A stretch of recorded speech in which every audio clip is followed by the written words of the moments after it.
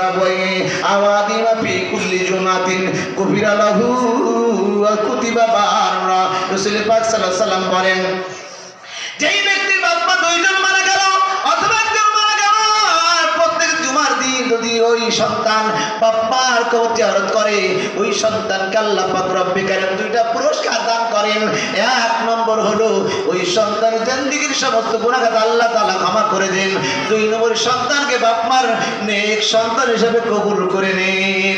ইমাম গাজ্জালী আমাদের বলেন, সন্তান যখন বাপমার কবর জিয়ারত করবে, ডান পরকারে তাকায় উত্তর দিকে তাকায় জিয়ারত করবে, কারণ মাথা তার উত্তর দিকে, পা থাকে দক্ষিণ দিকে।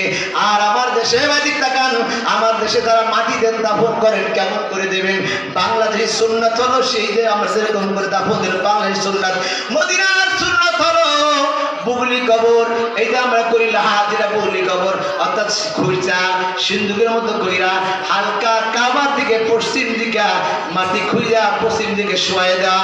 আমাদের সমাজে আছে অনেকে এরকম করে ঘাড়টা বাঁকা করে কেবলা মুখে করে দেয়, পশ্চিম দিকে করে দেয়। এটা আদৌ ঠিক না। বরং ও ভাই, যখন মানুষ মারা যায় শরীরে তার এত বিদ্যা হয়ে যায়, ব্যথা হয়ে যায়, ঘর থেকে যখন গোসল করার জন্য তাকে নামায়, তখন যে চিল্লায়, ও আমার ছেলে, আমার মেয়ে, আপনজন প্রিয়জন, আমাকে আস্তে করে ধরো, আমার শরীরে এত ব্যথা বেদনা হয়ে দান কবরের সময়, আমাকে আস্তে করে ধরো। অথচ আপনি কত বড় জালিম, ওই সময় তার ঘাড়টা বাঁকা কইরা কেবলা দিয়ে করে দিয়েছেন। ওই লোকটা সুস্থ থাকলে বক্সিং দিয়ে আপনার নাকটাই ফাটাই ফেলতো, ঠিক কি ঠিক না? খবরদার, যার যেরকম সেরকম থাকবে, আপনার বাঁধার প্রয়োজন নাই, বরং হাত দুটো এরকম থাকবে, শোয়া থাকবে। কি করবেন?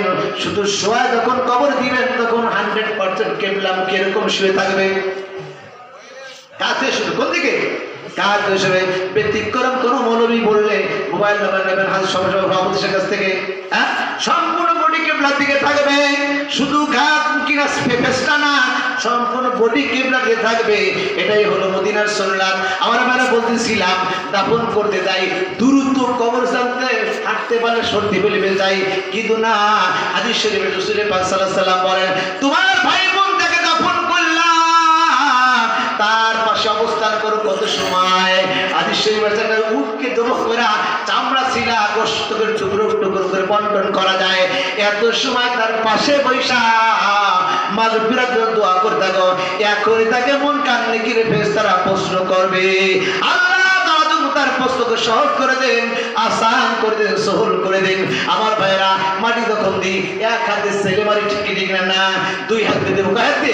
দুই হাতে মাটি দিব। কোথায় দেবো? পায়ে দেবো, মাথার দ্বারে, মাথার দ্বারে কয়বার দেবো? 3 বার দেবো। মিনহা খালাকনাকুম ওয়া ফিহা নুঈদুকুম ওয়া মিনহা নুখরিজুকুম তারাতান উখরা। এক মৌলবী বলছে বলে কোথাও নাই, পড়ছো কয় পাতা মৌলবী নাই, কোন জায়গা বলতে আমার জানা নাই। কি বলতে হয়?